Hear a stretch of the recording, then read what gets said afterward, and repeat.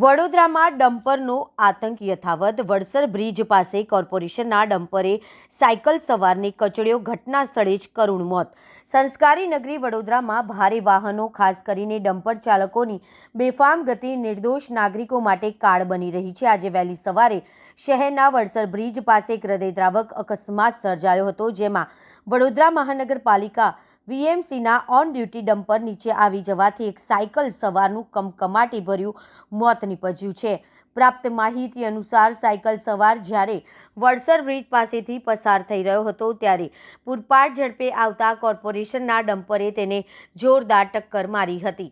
ટક્કર એટલી ભયાનક હતી કે સાયકલ સવાર ડમ્પરના તોતિંગ પૈડા નીચે આવી ગયો હતો અને તેનું ઘટના સ્થળે પ્રાણ પખેડું ઉડી ગયું હતું।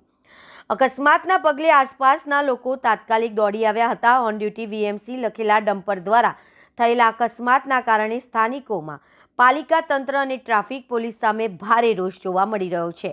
લોકોનું કહેવું છે કે ડમ્પર ચાલકો નિયમોનું ઉલ્લંઘન કરીને ભારે ગતિએ વાહનો ચલાવે છે, જેના કારણે અવારનવાર આવા અકસ્માતો સર્જાય છે।